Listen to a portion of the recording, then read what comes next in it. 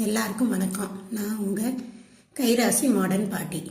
வெள்ளிக்கிழமை காலையில் என் பேரனை ஸ்கூலுக்கு அனுப்பிட்டு விநாயகரை பார்த்து ஒரு கும்பிடு போடலான்னு நினச்சிட்டு போயிட்டு வந்துடலாம், இன்றைக்கி எடுத்துருவாங்களே அப்படின்னு நினச்சிட்டு சாமி கும்பிட போனேன்.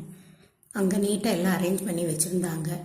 நல்லா சாமி திருப்தியாக சாமி கும்பிட்டு பிரசாதமெல்லாம் கொடுத்தாங்க. சாப்பிட்டு அங்கேயே ஒரு 10-11 மணி ஆயிடுச்சு. அதுக்கப்புறம் கடைக்கு போனோம். கடையில் போய் முதல்ல ஜிஆர்டிக்குள்ளே போனோம். ஜிஆர்டியில் எல்லாம் ஷாப்பிங் பண்ணி பார்த்துட்டு எல்லாமே ரொம்ப மேக்கிங் சார்ஜ் ஜாஸ்தியாக போட்டிருந்தாங்க. அதுக்கப்புறம் ஜாய் அலுகாஸ் போனோம். ஜாய் அலுகாஸ்லேயும் பார்த்துட்டு எல்லாம் நல்லா இருக்குது, எல்லாமே டிசைன்ஸ் எல்லாமே நல்லா இருந்தது 2 கடையிலையும். ஆனால் மேக்கிங் சார்ஜ் நிறைய போட்டு வச்சுருந்தாங்க. அப்புறம் லலிதாவுக்கு வந்தோம். லலிதாவில் வந்து இது எல்லாத்தையும் பார்த்துட்டு எடுத்துட்டாங்க. இவங்களுக்கு தேவையானது எடுத்துட்டாங்க. எடுத்ததுக்கப்புறம் மேலே சில்வர் செக்ஷனுக்கு என் பொண்ணு போனாள். எப்போ கடைக்கு போனாலும் சில்வர் செக்ஷனுக்கு போகாமல் வரமாட்டா.